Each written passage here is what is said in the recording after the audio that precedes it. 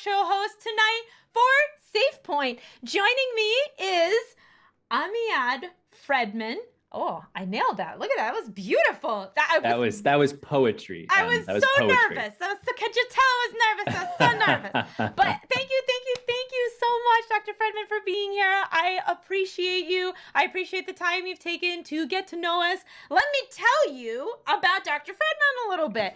Not only is he a medical doctor, he's a lifelong gamer dedicated to utilizing the power of games to improve health and wellness of others. He's the founder of Games for Health YouTube channel, Digital Games, where he explores how games are used beyond entertainment purposes as tools for therapy, mental health, education, and more. Dr. Fredman sits on the clinical advisory board for the mental health nonprofit Safe in Our World and is on the mental health committee for the Warrior GMR Foundation. When he's not playing games or talking about games, we can find him playing pretend, dress up, or action figure dolls with his two outrageously cute children. That's always the key of who wrote the bio. If the outrageously cute children make their way in there, I wrote that bio. You did write that bio. I absolutely love that, and that is hands down the cutest ending to a bio I've ever read in my entire life. They're all usually focused on and they went to Columbia and and then they got I was scholarship. Inspired because I just led a panel actually for the international game summit on mental health that happened last week.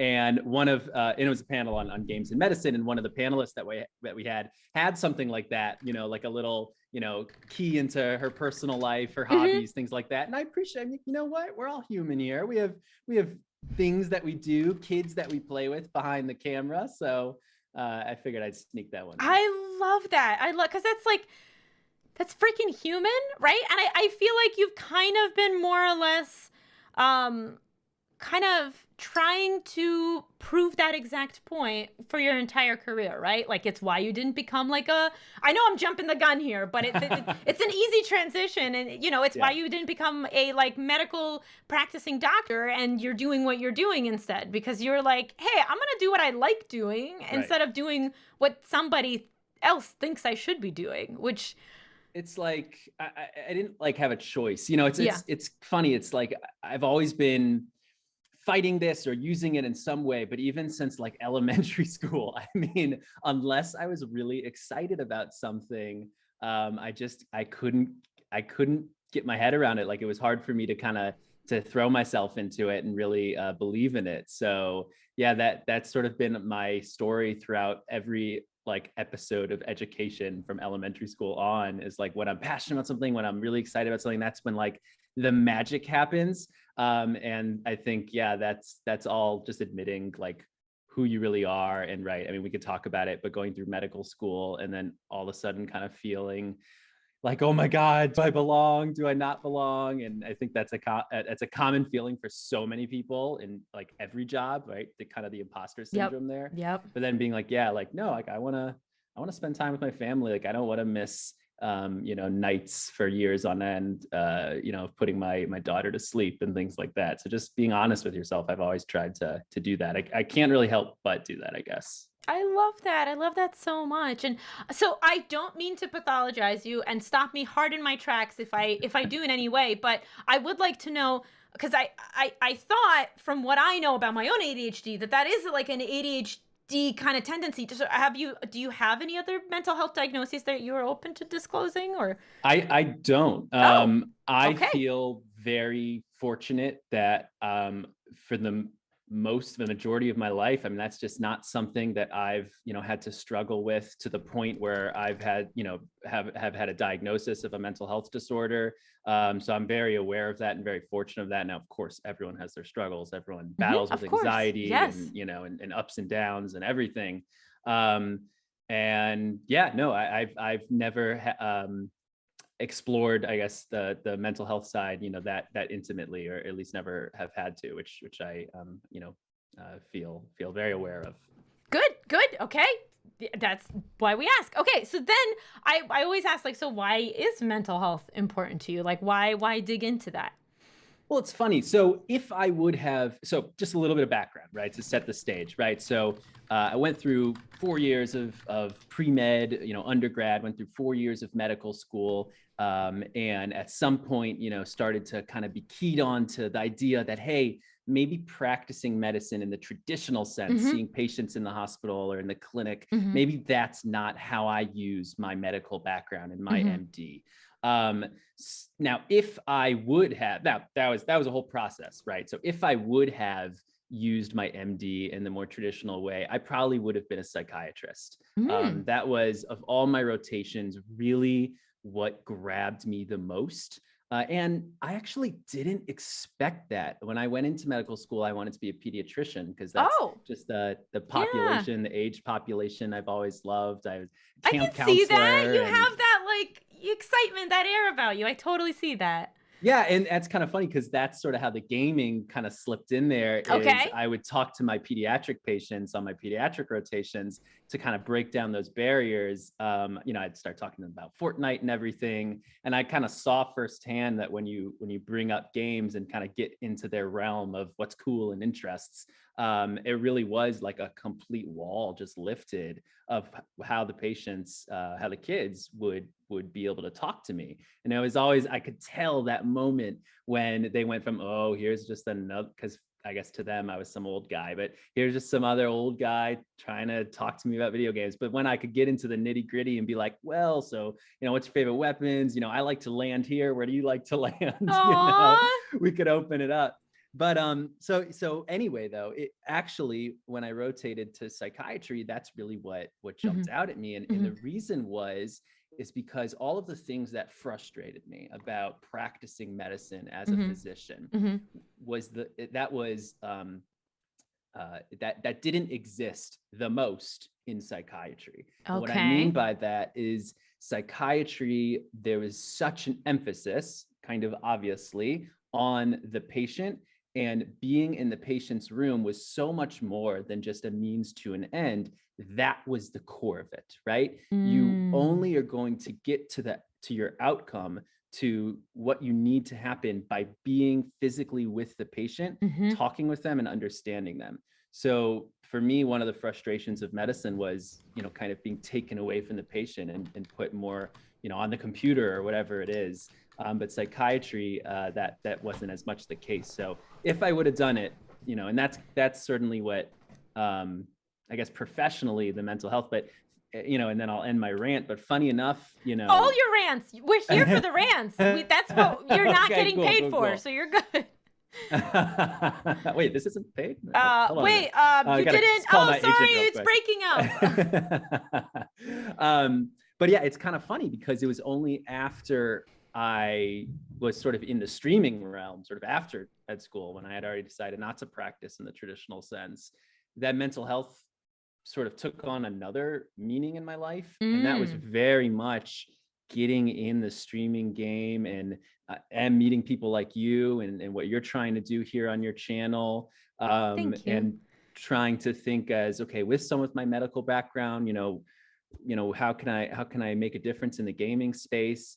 And so it's really communities like this that even opened my eyes way more to mental health problems, the mental health pandemic, but also the beauty, the beautiful side of mental health, which is the openness and the conversation around it. And that was very much here, not in medical school. So it's kind of cool. It's really interesting to me that having done this now for 4 years, like, it is mind-blowing to me that something so basic functionality is so disregarded. Like, and then additionally to that, in the medical field, right? Like, one would think, from the outside looking in, okay, like, regular folks have stigma because they don't get mental health, and we haven't represented it well. But like, doctors should get it. Doctors should value that because they know how important it is.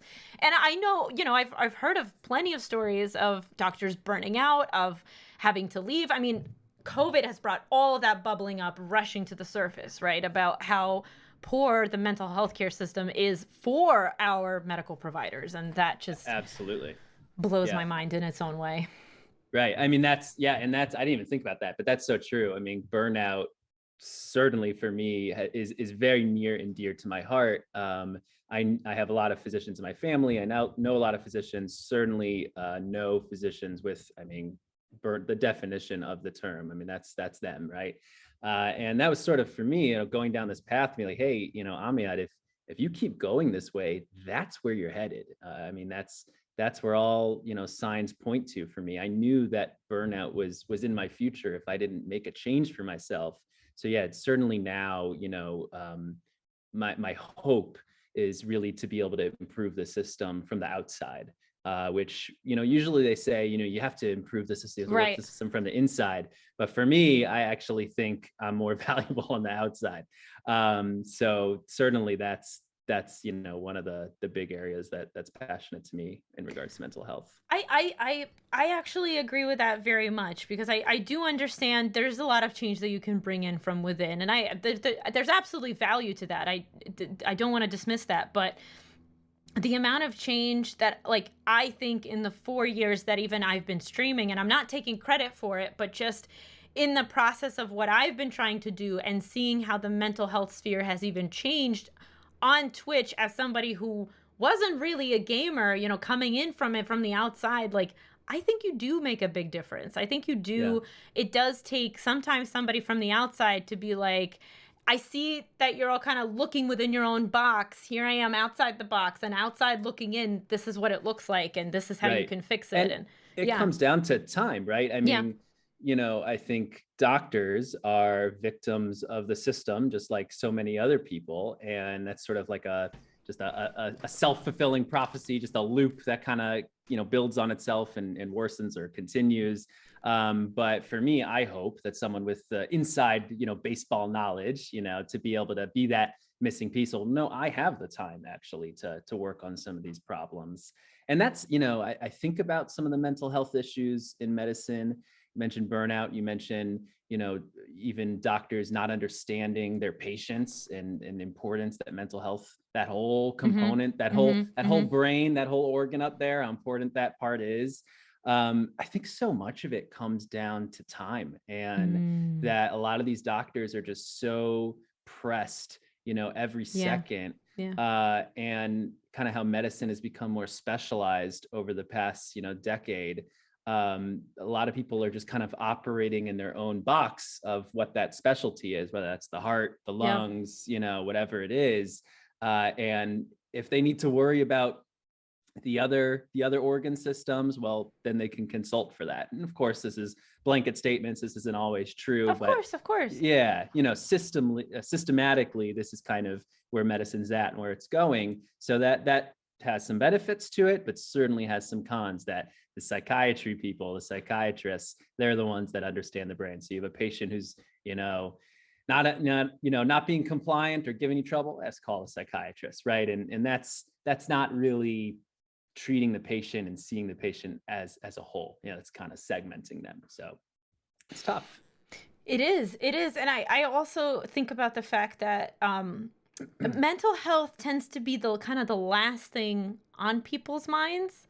And I promise I will get back to our bullet points, but it's just, to me, it's fascinating because I find that people under pressure think about their mental health usually the least. They're just thinking about, I have 1, 2, 3, 4, 5 problems to solve today, so I just need to solve those problems. They're not going to put aside time. Mental health is the thing you think about when you have a slower day and you're like, oh, now I can try to solve this issue of how I feel about this thing, because honestly, I can stop and take a moment to actually ask myself how I feel about it, because I'm not just running. And I think that applies to the medical field as much as it applies to any job that I have ever been in, right? The more busy people are and the more overworked, the less they tend to take a moment to like think about things from the outside and critically and reassess where they are, reevaluate. You just don't have time to do that because you're just literally trying to put out fires instead of use that kind of what's the word I'm thinking about? Like just that other part of your thinking cap. Yeah, no, that thinking cap for sure. But yeah. No, that's all metaphor. Sure. I totally agree. And it's really interesting because like that's the problem. And that's what's causing someone not to have the time to think about these very important things. But then it also can become the coping mechanism that you just continue down that path because it works, because you don't have to think about it. Yep. And then when you let those emotions in, you open the floodgate, that's when things can become problematic. But I've seen you post recently about sort of the structure of a workday and how you can be more efficient, not by spreading yourself so thin and playing Tetris with your schedule, but by scheduling in, some wellness time, whether it's a 15-minute break, a nap, and you can be more productive afterwards. I think about that a lot. And I know there's some companies, even, some in the gaming realm. I think it was, Eidos Montreal. Is that, now I'm blanking on the name, but that does sound right. But I know what you're talking about. Yeah. So they just moved to a 4-day work week. So this conversation's happening. And my question for you, Em, is kind of being in the trenches here on the ground level.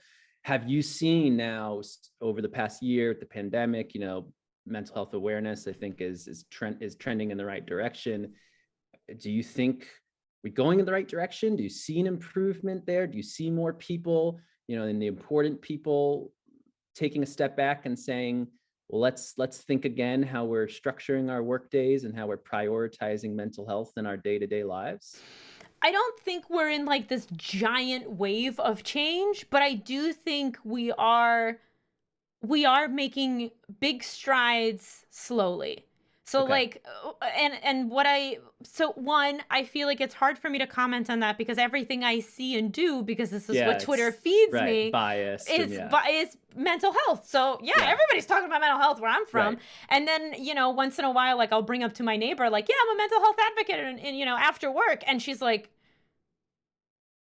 and you're like, oops.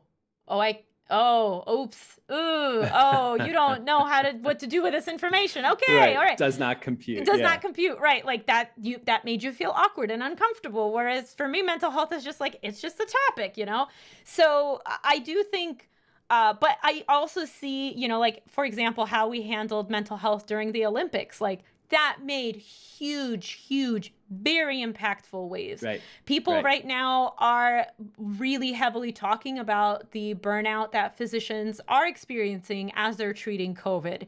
Mm-hmm. Those are huge waves that are transformative, right? And same thing with gaming. Like, there are big conversations happening, like the studio that went to a 4-day work week, like studios that are trying to push no crunch. The fact that we had that whole Blizzard walkout and people opened up and talked about the toxic environment of Blizzard, that all to me is, we're moving in a good direction. But I think, again, it's small.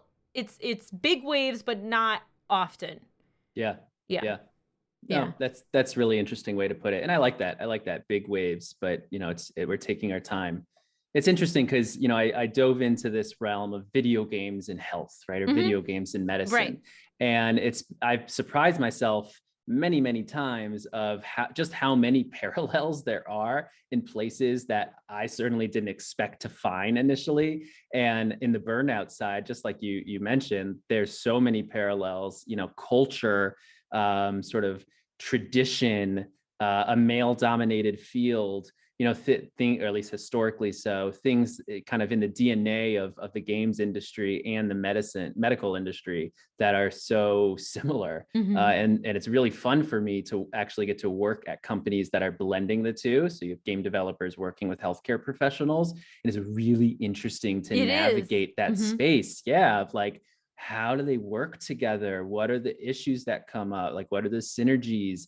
And it's very cool, like cross collaboration. Yeah. So like in all different ways, I'm like seeing all these parallels between games and health, which is just super awesome. Well, I feel like we're skipping ahead, but I'm trying to figure out all over the place tonight.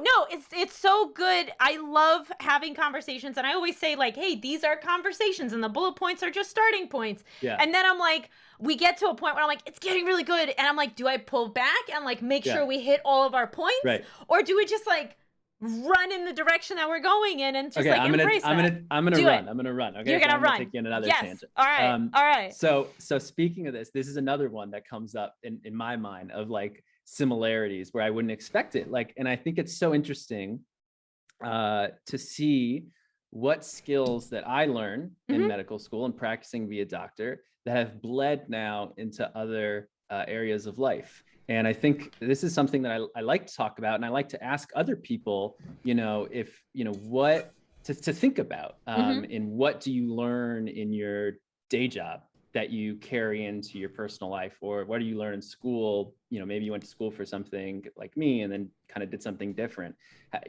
What are the other things that, you don't really think about that makes such a difference? And it's been interesting to see the parallels between training to be a doctor and then being an interviewer on my podcast. Right. Because exactly what you just said, when you're training to do the patient interview, just like an interviewer for a podcast, you have your framework, you have your mental model. These are the things that I need to hit. And a good doctor does that seamlessly so that you can have a conversation with the patient and it seems totally natural. And maybe the patient feels that they're driving the conversation, but really the doctor is in, full control of where the conversation goes to make sure, they hit on those points they need. And that's, sorry, total tangent. But that's just another... please don't be sorry. Okay, cool. That's just another thing I think about all the time, is how interesting that is, that my training to be able to do that with the patient has now made me a competent, interviewer, because it's not easy to do what you do, and to be able to to be able to do that and have a conversation, and these are skills that we kind of take for granted, but I think it's again very interesting to see the crossovers. Do they teach you that? Do they actually take time in medical school to teach you? Huge amount. Okay. Huge amount. In fact, so at least where I went to school, and this is kind of the case at most places now, sort of broken into two parts. Medical school, you have your preclinical, which is usually the first 1 to 2 years, and then your clinical, where you're in the hospital, it's the last 2 years. And yeah, the majority of the first 2 years, other than the content, obviously, is spent, actually with standardized patients, these actors who, get paid to come in and pretend to be patients, pretend to be sick or whatever it is. And you work with the difficult patient, you work with the mental health patients, you work with the, wow. There's always one, I remember it was the most intense moment probably in medical school, where we had the actors coming in, and it was two of them, it was two guys who were, acting to be they were in a relationship, and one was an abuser, and it was, okay, you're the provider in there, go. How do you now, you didn't know, obviously this would come out organically, you would kind of piece together, there's something not quite right about this relationship, and how do you navigate that space? And so that was always some of the more interesting parts of school. Wow. So, oh my gosh. Do you find that, so having learned that about yourself, do you find that kind of seamlessly brought you into like, hey, I'm really interested in these conversations that people are having and these conflicts that people are having, and so I'm going to continue doing that? Was that weird for you to kind of move away from the traditional route? Like, once you realized, I don't think I'm doing what everybody else has set out here to do, there's that, like, do you have a feeling of kind of being the black sheep? Do you kind of feel like I'm different, or are you like, no, I'm just doing my own thing? People do plenty of things with, medical degrees. Probably, it's a great question. Probably a mix of the two. Like, on one hand, I've always been someone who's confident, and I feel, proud of who I am and all these things. And so on that side, like, yes, this is my decision, and this is right for me. And I feel, I feel convinced of that. Right. But that's really just one part of it, because that's going, head on against the whole outside world, where so in the beginning of school, again, I kind of talked about how I've sort of been a defiant student, right? My whole life, and have had my issues with authority and all those kind of things. And I knew that would be something I'd struggle with as I continued my education past college. But I kind of knew that about myself. And so I always felt that I was sort of different than my classmates, even in the early, they were all in classes. I was all about efficiency. So why would I sit in a lecture if I could listen to it after it's been recorded at ×2 speed? It'll take me half the time. So I'm in the library or at home the whole day, and they're right. So there was that, but I always thought, when I get in front of a patient, that's what I need. That's when I'm going to shine. That's when it's all going to click for me. And that was true to an extent. I mean, I loved to be in front of patients, right? I loved being with these kids and playing Fortnite. And I loved talking to these patients on my psychiatry rotation and feeling like I was really making a difference in their care and their lives whenever that could happen. But everything else, it tore me down because I only felt further and further away. And I think black sheep is a great way to put it. Seeing everyone, or at least perceiving everyone to feel one way, and I'm feeling a different way, whether that was true or not. And then certainly when I made my decision, there's always small talk when you talk to your attendings, the doctors who you're working with, right, in the hospital, especially in your last year, when they just want to be nice. So they say, oh, what? It's always the first question. What specialty are you going into? Or like, what residency are you doing? And I was always like, well, do I just make something up so that we can be done with this, or do I make things extremely awkward and say, well, go through this whole story, and then they wonder what I'm doing there, and the whole rest of the rotation they question if I should even be there. Right. So definitely a little bit of both, but it was there were nights coming home and just like breaking down and in tears, and a lot of questioning, and should I stop, should I push forward, all this stuff. So yeah, it was a ride. I bet. Wow, it sounds like it. And I'm very grateful that you've arrived to the destination, not your final destination, but to the destination you're at right now. I'm very grateful for that. So I have to ask, so then, I don't have to, but I am asking. So then you said to yourself, okay, I'm going to take this medical stuff on a different route, and I'm going to actually apply games to it and stuff. And what did you find once you started kind of mixing games with your degree and what you learned? So it was always, so when I went into medical school, my brother, who's also a doctor, he like stopped me and he's like, Amiad, like, just tell me, because he knew that I knew that the two founders of BioWare, right, the studio makes Mass Effect and ran all these games, were doctors. In fact, that's why it's called BioWare, because bio, right? I didn't know that. Cool info, everybody. All right. So they were two clinical doctors, and they did practice for several years until they both, and I guess, got together and decided maybe they both like games and decided to co-found this video game company. So my brother like cornered me. He's like, oh, just tell me you're not going to medical school because you want to secretly create a game studio. And I looked him in the eye and said, no, I'm not. But honestly, I was like, in the back of my mind, that's pretty cool though. That'd be pretty cool, right? And they did it, so maybe I could do it. But yeah, I mean, I always knew that there was something there with games, that the games had a power to them, right? It's kind of similar to music, like you listen to a good song, you're transported somewhere, and you play a good game, and the emotional connection you can make with these characters, the social experiences you can have with friends, either old, new, or not yet made, that's something powerful. And I always thought, wouldn't it be neat to use that in the clinical setting? So when I first got to school, that was kind of at the time that VR was sort of becoming a thing. Oculus and Vive were out with their first headsets. And that was sort of a real exciting thing for me. Like, wow, like what if you could transport, these patients who are stuck inside, a dull, hospital room into, anywhere in the world, and how amazing that would be. And so I started actually working at a couple on the side at a couple companies that were doing things in the VR and health space. And I loved it. And it just, this dream kind of started becoming more reality. And then later, when I would graduate, I would find that Achille Interactive, the company, which was founded by a lot of, old Lucas Arts games.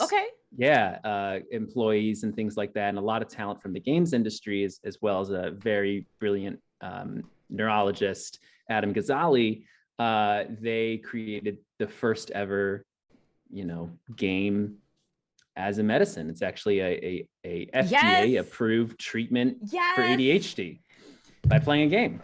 Go check it out. It's on Dr. Fredman's YouTube page. Right. I played it. I finally got to play it. It was really fun.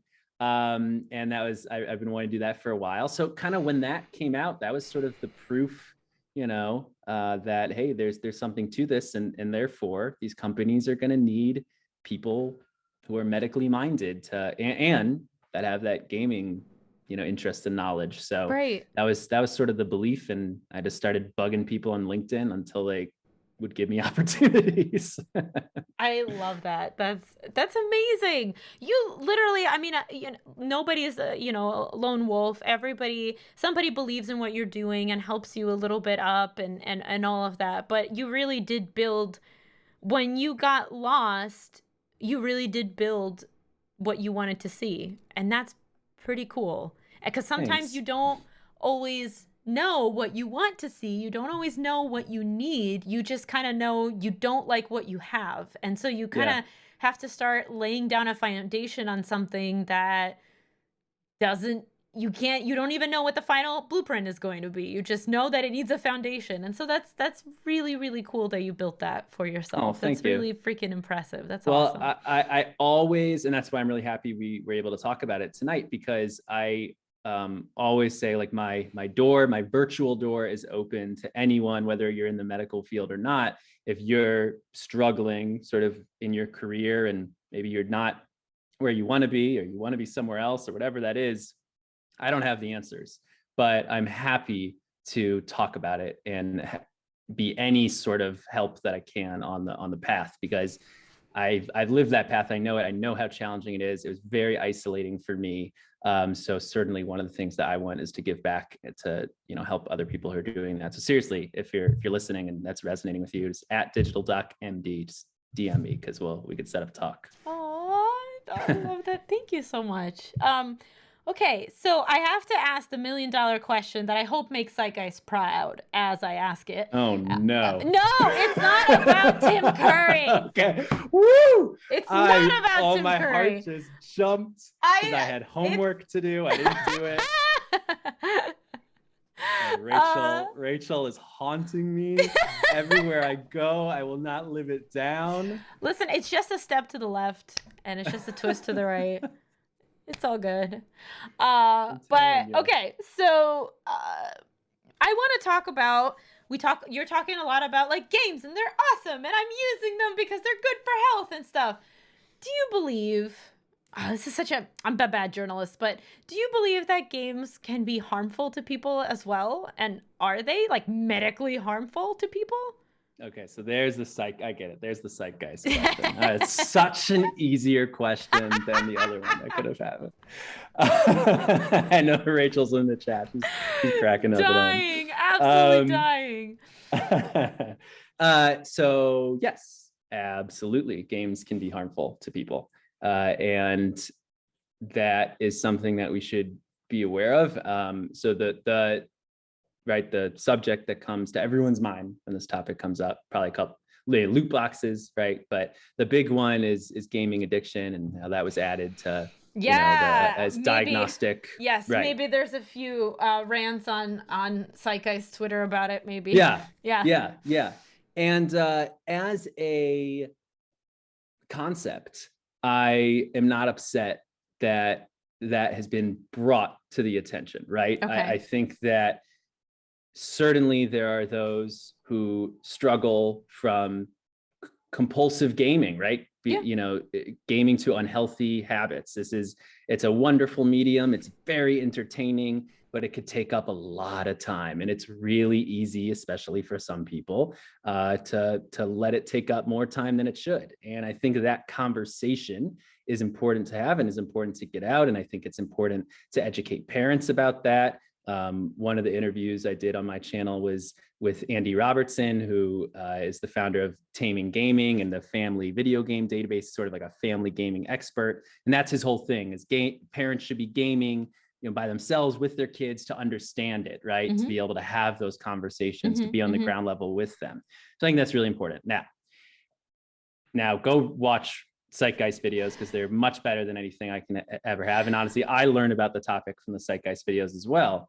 Certainly, over there's this idea of the moral pandemic and sort of how that kind of rears moral its head. Panic. Yep. Moral panic. No. You're totally pandemic. It's all in your mind. It probably is a pandemic, right? Yeah. The moral panic is a pandemic. The moral panic pandemic. Did you hear that, Rachel? It's ours.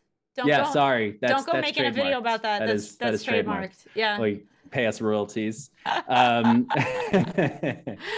I think really, it comes down to, should this have been a diagnosis of itself, when there are many things that one can be addicted to, and the literature is just not there to support it being a diagnosis on itself. I think it was the moral panic that sort of allowed that to make its way through to the print edition. And that's really my opinion on it. Whether or not that matters in the long run, I'm not so sure about. As long as the people who are struggling with it are getting the attention they need, that's really what I care about. I just don't know. I don't know the long-term effects, to the idea of gaming, to the industry. I don't know. It hasn't been long enough to see what that is going to result in. The fact that diagnosis exists. Right. But there's a lot of smart people criticizing it, and I think for good reason. But again, let's take our attention off, just the game's bad. Yeah, exactly. Yeah. Right. And just the, very headline, thing, gaming addiction. Yeah. And just make sure we have our focus on the people who maybe need our help. That's kind of how I think about it. I love that. It's so level-headed and reasonable. Who'da thunk? Who'da thunk? Who'da thunk? So before we get into questions, which we have quite a few, but before we get into questions, so what are some games that you just are like essential, maybe not medical tools, but like essential, good representation, good lessons come from them, whether it's medically or understanding or just whatever it might be? What are some like kind of essential games that you can think of?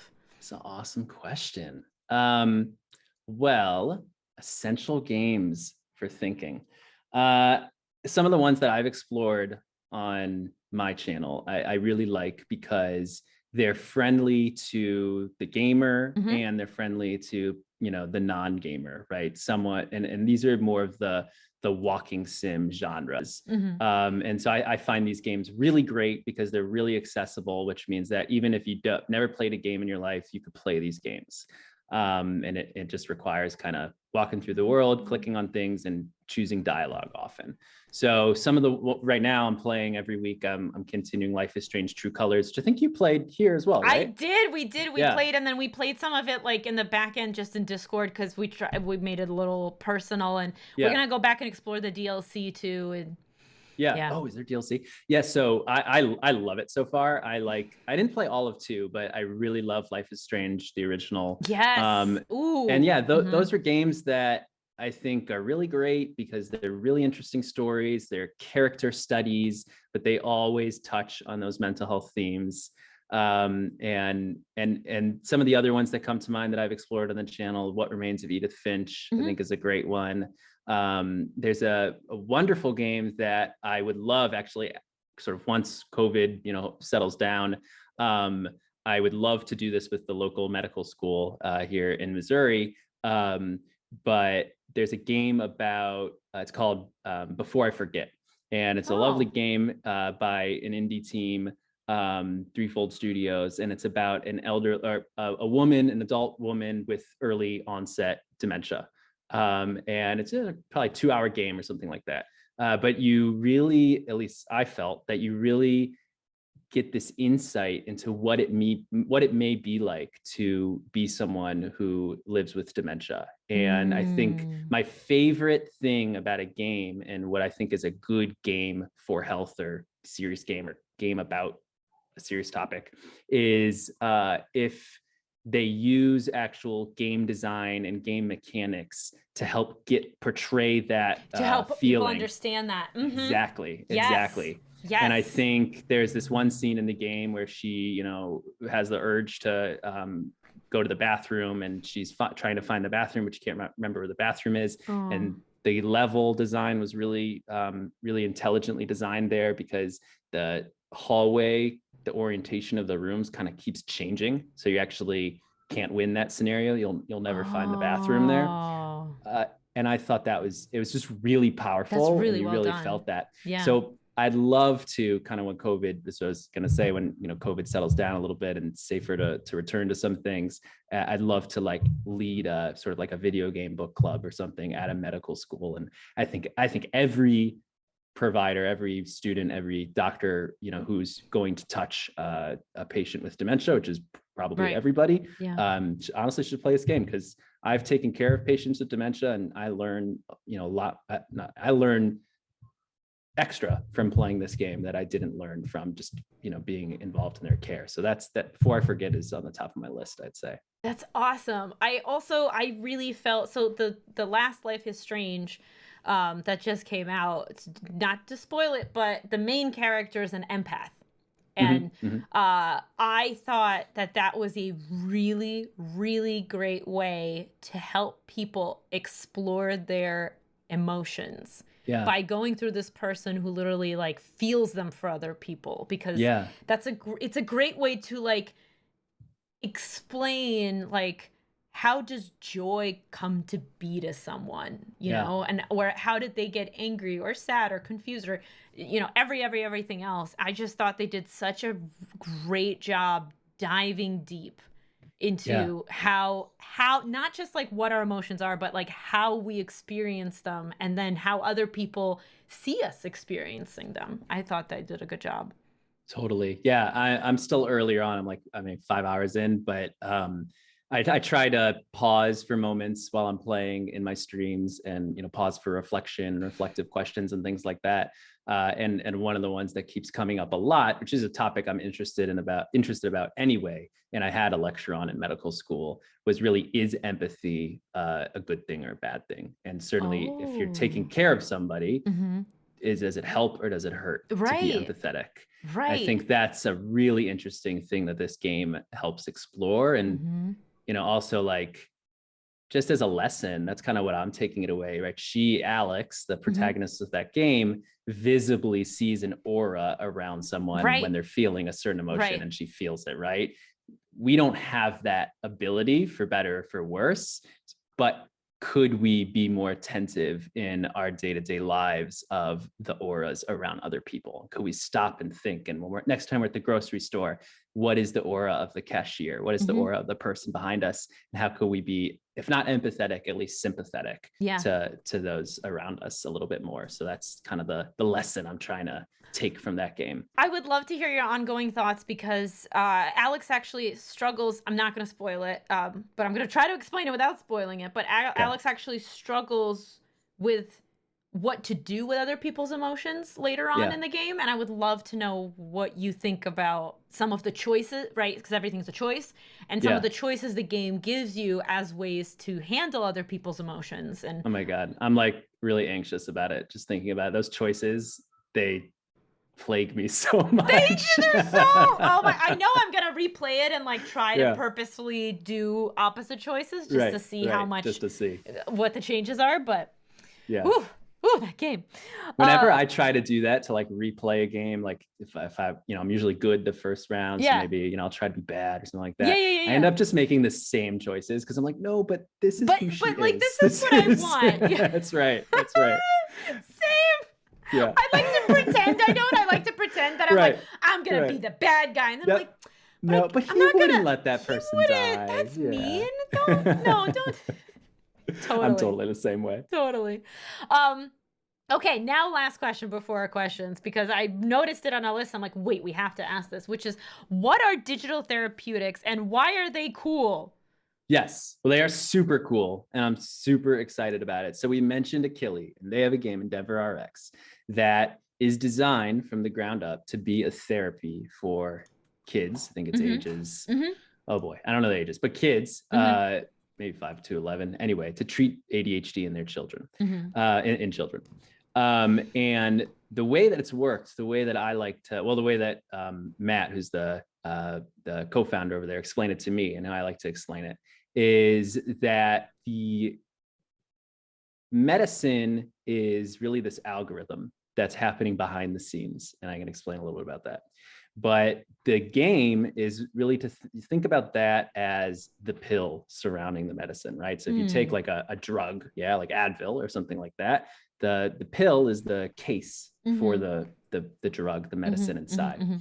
So really the game is the case for this digital therapeutic, this algorithm inside of the game that's happening. And the game actually serves, the reason it's a game and not something else like an app or something, is it could maybe have been an app, but the game serves to augment the algorithm's effect by honestly good game design. So what it's doing is actually, it's specifically treating the inattention component of ADHD. And it is essentially, as I understand it, the algorithm is dynamically adjusting the difficulty of the game so that you're always pushed to your limit in terms of challenge. It's actually a very hard game of what on the screen at any given time you need to be paying attention to and what you need to not be paying attention to. Whoa. So if you're doing really well in the game, there's going to be a lot of things happening at once. For instance, I mean, you can go to my playthrough of the game or the demo to get an idea, but there's these different colored birds that are coming onto the screen, and you have to only touch the red ones, but you're doing this while you're navigating this kind of endless runner Mario Kart type thing. And there's, other distractions that will come up that you need to either pay attention to or not pay attention to. And it's hard for anybody. And I'd be interested actually to see if there is a benefit to attention for just anybody. That's something they haven't studied yet, but it would be really interesting to see. But certainly for someone who has ADHD, who struggles with attention, it's very difficult for them to do these tasks. I bet. You just explained it to me and I was like, I don't know that I could do that. Right. And I think that might be one of the struggles and one of the difficulties of being a company and being in the digital therapeutics is, and especially a game, is like, how do you balance that challenge and fun, right? It's kind of just comes down to and keep people interested. Because if something gets too hard for me, I'll walk away. That's right.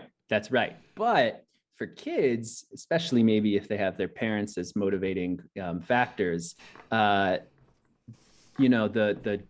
actual pharmacologic drug alternatives are not always so great. Kids respond to them differently, but they have adverse effect profiles. So for me, at least, if I am a parent, and if my kid, has ADHD and requires treatment, I'm at least going to try out a video game first and see if that makes a difference, or maybe it's done in conjunction with the medicine, but it sounds like a really good alternative. So there's a lot of these companies, some of them are gaming, some of them are not, that are popping up, and it's kind of coined this name digital therapeutics. And there's a lot of other ones that I could talk about. But there's some really interesting ones. I'll say one more that I saw that's really cool. That's kind of a game, not really, probably will become more of a game, but the basis that it was created was with threat bias and threat detection. And basically there's a lot of literature on threat bias of, do you respond in a flash of light to the angry face or to the happy face? Well, if you're feeling happy, you'll respond to the happy face, So they basically, that's what it is. You're looking at these relaxing scenes, and real quick, an angry face and a happy face will pop up, and you need to always pop the happy face. Right. And the same thing, there's an algorithm that's happening that's making it, more customized or more difficult, whatever it is. But the idea there is actually that it would positively affect your mood and reduce stress and things like that. So a lot of really interesting things happening. And hopefully now that Achilles sort of paved the path, there's actually a way for your doctor to prescribe it for you and for insurance to pay for it, which is really cool. That is really cool. That's freaking awesome is what that is. That's amazing. We're going to pop into our questions since we do have quite a few. You can only ask one question at a time. !join followed by your question, 280 characters max, all the good stuff. Let's go.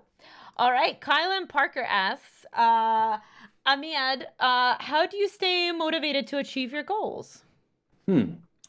I think it kind of comes back for me. First of all, everyone's going to be different, right? So it's sort of like unlocking what works for you. But for me, it sort of comes back to having that balance that we talked about earlier in the conversation. And that goes back to, I think, like, man, my high school, like, guidance counselor or something, or maybe it was college, but saying like, yeah, like, do yourself some favors, like study hard for 30 minutes, 15 minutes, whatever it is, whatever breaks, chunks of time you want to set for yourself, then do something you love for 5 minutes or 10 minutes. And the for Pomodoro me, method.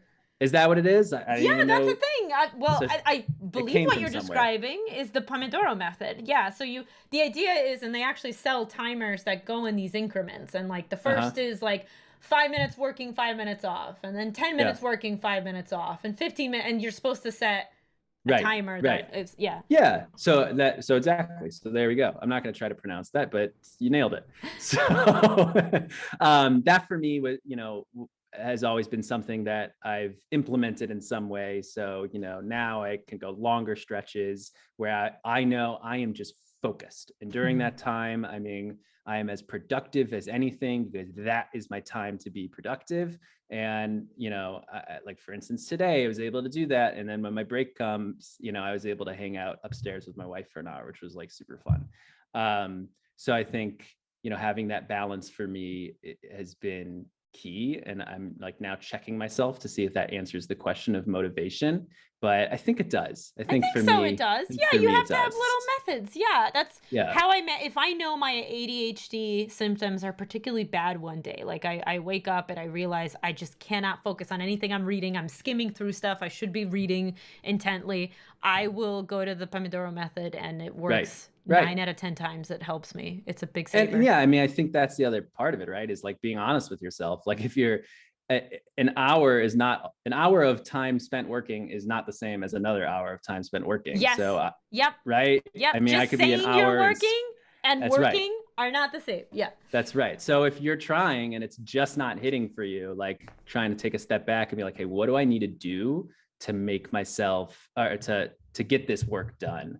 And whether that means not working right now and finding another time, but just kind of always checking in with yourself. Yeah. Love it. Love it. Love it. All right. Next question comes from Quim King. Quim King asks, do you think that mental health wards are using the peer support system enough? Most of the true therapy I got in my experience as a patient in a ward was through similar experiences shared with fellow patients. That's an awesome question. One of my favorite and wildest moments was when I was on my psychiatry rotation and I got invited to the group therapy sessions. And so it was adult group therapy. And the patients in this, facility were largely, I mean, a lot of them were very sick and from very scary reasons that they were in there. And sometimes they were even very unpleasant to be around. Not all of them, but some of them were very withdrawn. These were sick patients. So I got invited to the group therapy session. I didn't really know what to expect. And I kind of was standing on the sidelines for the beginning. And however they did it, and this wasn't the first one, so they had done a few of these together, so they're already used to it. But the way they brought music into it, and everyone picked a song that they were going to share, and the way they were reflecting off of each other, it was like, I couldn't believe it was the patients that I had grown used to seeing over the past, weeks that I was spending with them. I mean, it was completely different. It was a joyous, like, beautiful environment. And so, yes, that it absolutely should be. No. Oh no, is it my internet? Hello? Can you all still see me? Are you still there? No, you're back. Glitched. Whoa, I glitched. You're back. You glitched. I'm always sitting here and going, what broke? What? Something's gonna break. Oh, so, no. Okay. I'm glad we're here. Okay, we're back. But yeah, I mean, that's. I mean, I got to see it, but I think it could always be done more. And then here we go, kind of getting on my soapbox. But I think turn to your digital technologies. That's where I'm focused on, how do you make that happen more?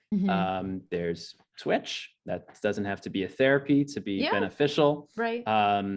And there's Discord, there's communities, right? And you get to share and talk about what's appropriate to do so in those communities as a mental health advocate or as a person. But then, how do you connect it to the clinic system with more, intentionally designed apps to bring people together? So there's cool people working on this stuff. Love it, love it, love it. Next question is from Nanosphere. Okay, so I'm going to preface this question. This question asks you to talk about another doctor. So I'm going to preface it by saying that's not usually super kosher and comfy, especially in a public setting. And that's not usually, that's really, it kind of, I don't want anybody to compare anybody to anybody in any setting ever. Because we are all different. We're all coming in with different approaches. We all have different means and points and purposes to what we're doing. So I don't love when questions are like, well, what do you think this person is versus what you're doing or you're creating? Yeah. That being said, I'm going to pose the question and you open-endedly answered however you are comfortable in whatever confine you feel comfortable answering it in. So the question is, what do you think Dr. Alok Kanoja, a psychiatrist who runs Healthy Gamer GG, what do you think of that compared to what you have been trying to do in your field? I had a feeling that's who it was going to be about. So it always is. Yeah. And well, he's the big name. Yeah. He's a big name. Right. So I haven't watched, I've watched minutes of his streams. I've tried to get in touch with him, but I wasn't able to. But other than that, I've watched, just a little bit. So I don't know. I'm not terribly knowledgeable on what he's doing over there. I've seen a lot of articles about it, so I have some idea. And I've seen mention of, good things in the sense of, kind of similar to what you're doing here of bringing mental health front and center and, reducing the taboo around the subject. So I think all of that is really great. And I guess I need to watch more before I form an opinion on, the idea of kind of like public facing therapy. I will say over the past year, I've watched, what was the name of the show? I can't remember the name of the show, but it was popular. Was that on Twitch? No. It was on, I guess, Showtime and Hulu, but it follows a real practicing psychologist. And it's sort of each season, it has 2 seasons. Each season follows like maybe 5 different patients. I think she's a couples psychologist, and follows their journeys through like 10 sessions. Do you know what I'm talking about? No, it's not, because I was thinking first Millions, and then I was like, no, that's not in. Then Lisa and it's a Kudrow? real. It's like it's real therapy. It's real. So it's treatment. Really like, Psych said, is that it? Is that what it is? In treatment? I don't know. I don't think it's in treatment. No. I'll figure it out, and I'll tweet it at you or something. Sure. It's calling it. Anyway, Rachel saying it's called in treatment, and she knows that on the spot I'm so bad with like call out. Like when she asked me the Tim Curry, and then she asked me about Keanu Reeves, which I suggested that we do Keanu Reeves movies instead, and then I couldn't think of a single Keanu Reeves. So it probably, I'm really bad with movie names and TV shows on the spot, so it probably is in treatment. But anyway, it's voyeurism. It really is. It's uncomfortable and it's a little inappropriate, and you're watching these real personal therapy sessions when you shouldn't be. And it's really, really interesting. And at first I was told, my wife wanted to watch it because her friend said it was great. So we watched the first episode and I was like, nah, like, I don't know, this is weird. Then I think she was watching the second one, or maybe I sat out for the second one, joined the third one, and I was in. And I got so hooked and invested in these real people's lives. But I actually walked away thinking it was such a fantastic show and such a fantastic thing, because it made me, even though with the training that I have, it made me appreciate therapy so much more And it actually taught me important lessons of communication in my own relationship. And I actually walked away being like, I never really thought about it for me, even though I say like everyone should, do therapy if they want. But I kind of really want to start therapy, like for myself. Like, again, I don't have anything particularly that I'm struggling with, but right. just to learn more about myself. Like, what an interesting It's a thing. tough line, because on one hand, I feel like a lot of people, once they kind see of Pandora's box a little bit. like once they see, a lot of people, once they see like, oh, that's therapy, oh, that is helpful. But then they could also see, a not so good session, and then they're like, oh, that's therapy, oh, I never want to do that. So it's just right.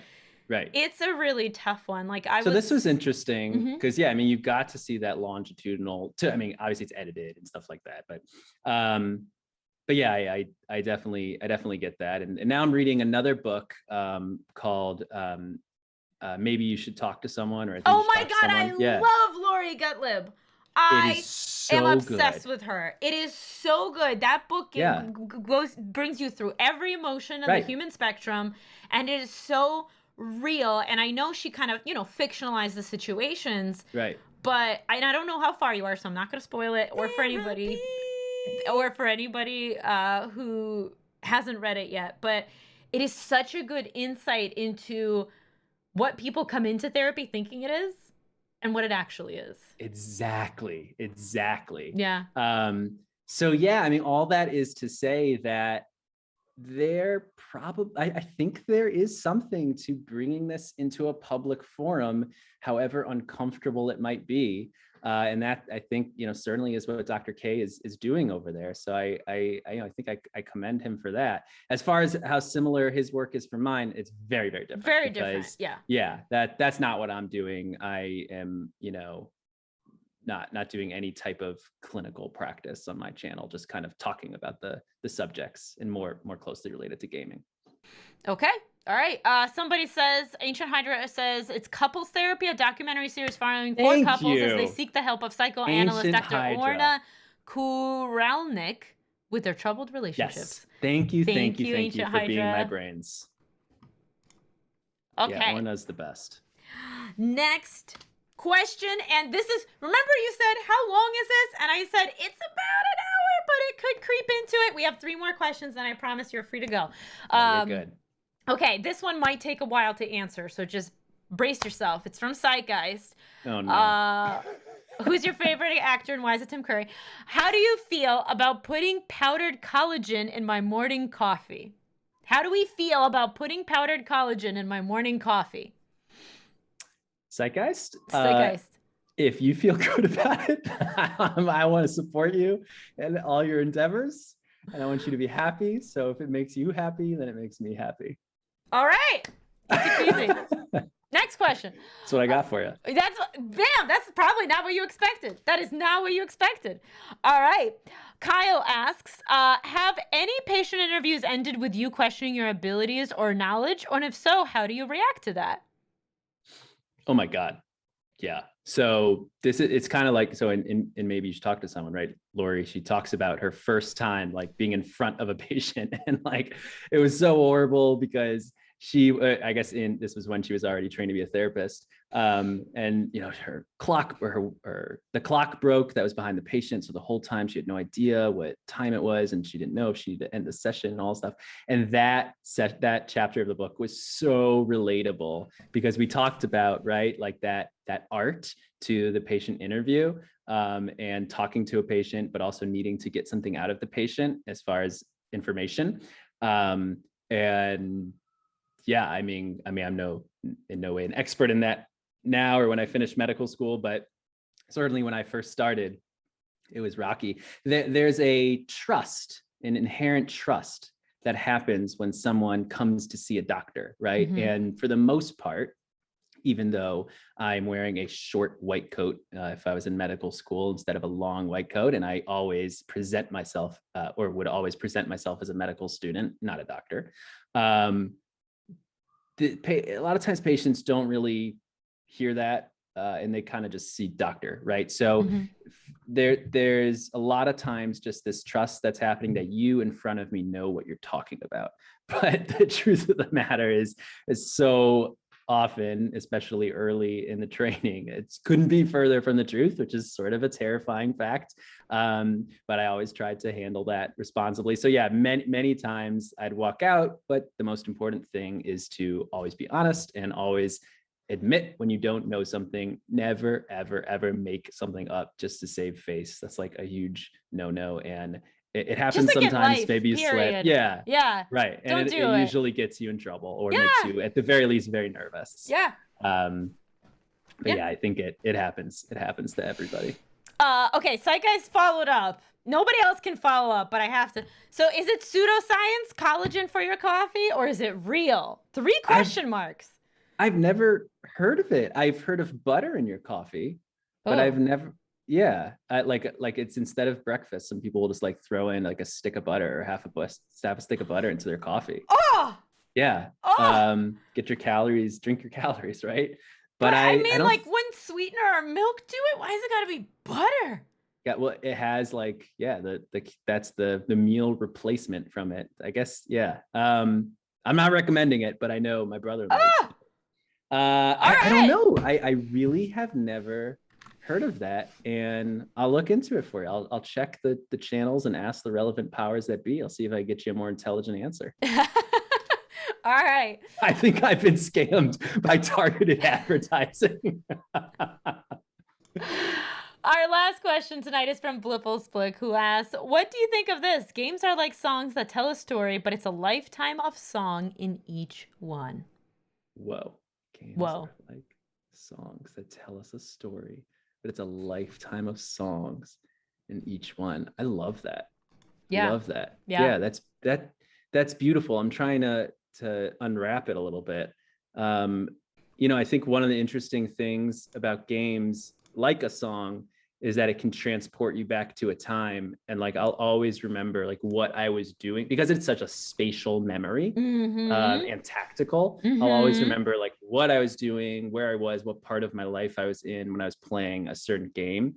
And that's like songs too, for sure. But yeah, all right, I'm gonna think on that one a little bit.